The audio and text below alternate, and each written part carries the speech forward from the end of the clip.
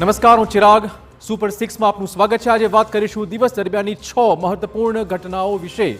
Super 6માં આજે વાત કરીશું કે વડાપ્રધાન મોદીએ કેવી રીતે લક્ષદ્વીપથી સાધી લીધું છે તેમનું લક્ષ્યાંક અને તેમની કઈ રણનીતિથી દુશ્મન દેશો પણ કરી રહ્યા છે પ્રશંસા.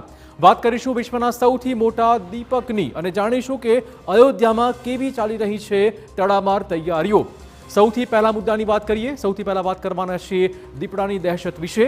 રાજકોટના ધોરાજી અને જસદણમાં યથાવત છે દીપડાનો આતંક. આખરે ક્યારે મળશે તેમાંથી રાહત? આ સૌથી મોટો સવાલ છે. બીજા મુદ્દાની વાત થશે જેમાં વાત છે ડ્રેગન દેશમાં થયા છે પીએમ મોદીના વખાણ. જાણીશું કે વડાપ્રધાન મોદીની કઈ રણનીતિ ચીનને પણ પ્રશંસા કરવા કરી રહી છે મજબૂર.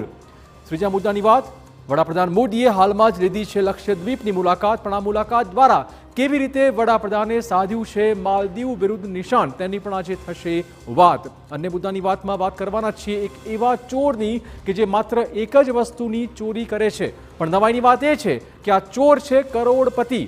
પાંચમા મુદ્દાની વાતમાં વાત કરીશું રામનગરી અયોધ્યાની અને જાણીશું અહીંના સૌથી પ્રસિદ્ધ ગુપ્તાર ઘાટનો મહિમા. એ પણ જાણીશું કે છેલ્લા 10 વર્ષમાં કેટલું બદલાયું છે અયોધ્યા. અને અંતમાં છઠ્ઠા મુદ્દાની વાત જેમાં નિહાળીશું વિશ્વના સૌથી મોટા નિર્માણાધીન દીપકને.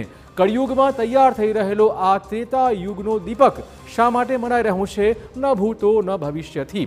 પરંતુ સૌથી પહેલા વાત કરીશું